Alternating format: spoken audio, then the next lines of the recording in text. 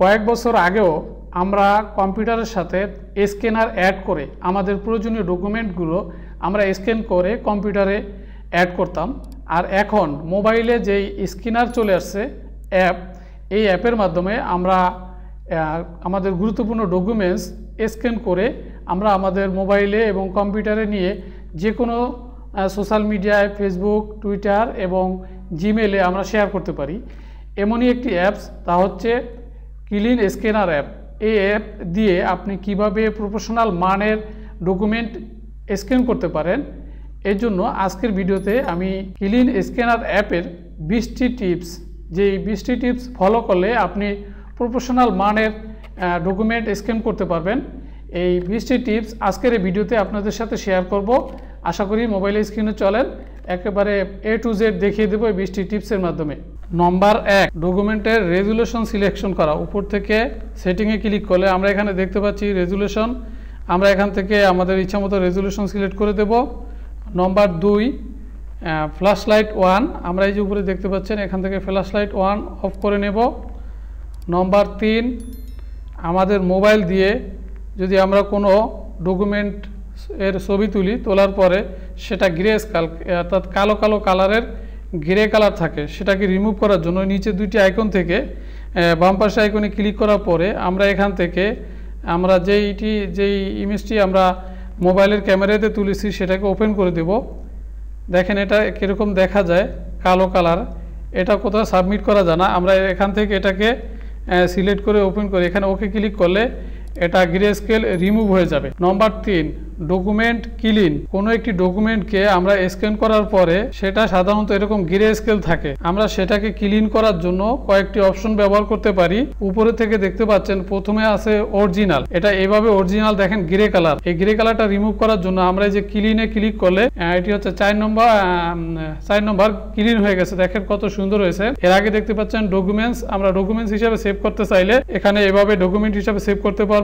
Image হিসাবে save করতে চাইলে দেখেন এরকম গ্রে কালার থেকে যাবে, অর্থাৎ আমরা এখান থেকে ক্লিন অপশনটি ব্যবহার করব। এর পাশে দেখতে পাচ্ছেন B/W, আমরা এখান থেকে এই অপশনটিও অন অফ করে ব্যবহার করতে পারবো। নম্বর 4, ফাইল রোটেট।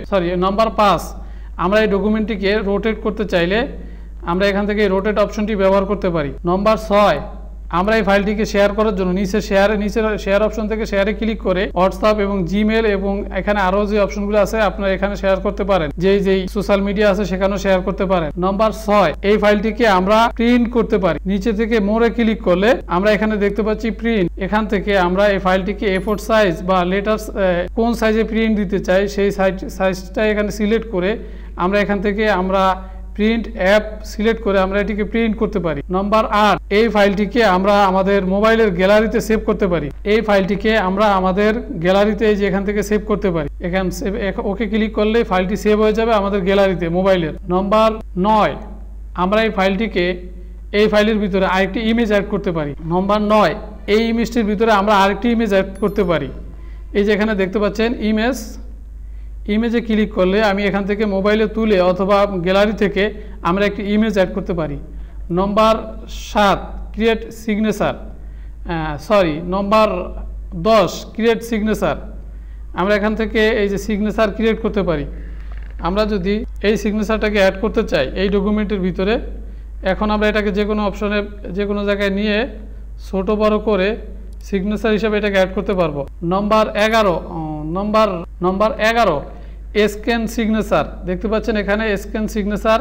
এখানে ক্লিক করে আমি আমার মোবাইলের ক্যামেরা ব্যবহার করে যে কোনো একটি সিগনেচার অ্যাড করতে পারি। এখান থেকে আমি একটি সিগনেচার, স্ক্যানটা সুন্দর হয় না, একটি সিগনেচার অ্যাড করতে পারি।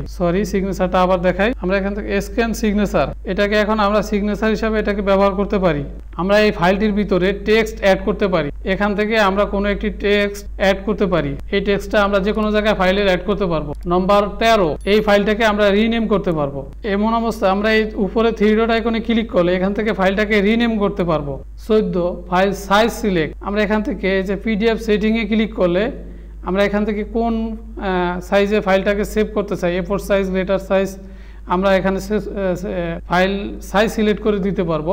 নম্বর 15, ডকুমেন্টটি আমরা কোন ফরম্যাটে রাখতে চাই, পোর্ট্রেট এবং ল্যান্ডস্কেপ। আমরা এই দুইটার একটা ব্যবহার করতে পারবো।